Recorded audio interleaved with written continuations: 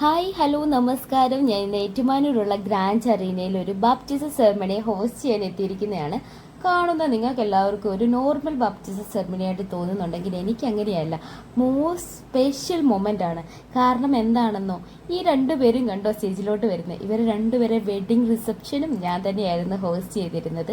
അന്ന് the handsome groom and George's ബ്രൈഡായിട്ട് ഒരു ഗ്രാൻഡ് എൻട്രിയോടുകൂടി ബൊക്കെ മാലയൊക്കെ ഇട്ട് സ്റ്റേജിലേക്ക് വന്ന ഇവർ രണ്ടുപേരും ദ ബ്ലെസ്ഡ് ആയിട്ടൊരു മാലാക കുഞ്ഞിനെ കൈ പിടിച്ച് നിൽക്കുമ്പോൾ അത് നമുക്ക് കാണാൻ സാധിച്ചു എന്നതിലൊരു ഭയങ്കര സന്തോഷമാണ്.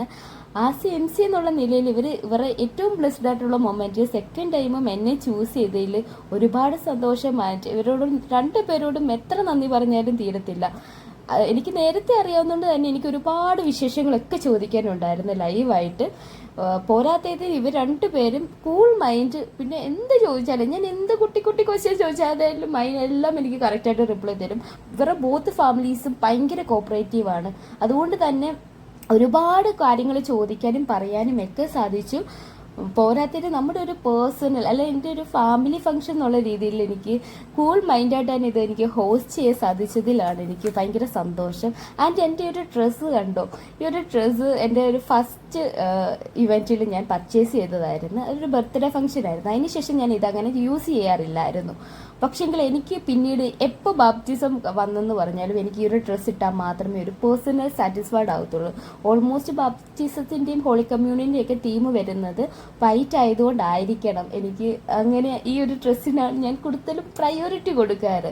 പിന്നെ എനിക്ക് ഈ ഒരു വർക്കിൽ ഏറ്റവും വലിയ നഷ്ടബോധം എന്തോന്നറിയാവോ, ഇവർ രണ്ടുപേരെയും കല്യാണ ഫംഗ്ഷൻ എനിക്ക് വീഡിയോ എടുക്കാൻ പറ്റില്ല. അന്ന് വ്ളോഗ് വീഡിയോസ് അങ്ങനെയുള്ള മൈൻഡിലൊന്നും അല്ലായിരുന്നു. അതുകൊണ്ട് തന്നെ എനിക്ക് ആ ഒരു വീഡിയോ ഒന്നും എടുക്കാൻ പറ്റിയിരുന്നില്ല. അതിനൊന്നും ഞാൻ വലുതായിട്ട് കോൺസെൻട്രേഷൻ ചെയ്തിരുന്നില്ല. അന്ന് എൻ്റെ കയ്യിൽ ഒരു ഫോണേ ഉണ്ടായിരുന്നുള്ളൂ. അപ്പോൾ ആ ഫോൺ ഞാൻ എന്താ പേഴ്സണൽ യൂസിന് അല്ല എനിക്ക് ഫംഗ്ഷൻ ടൈമിൽ വേണമായിരുന്നു.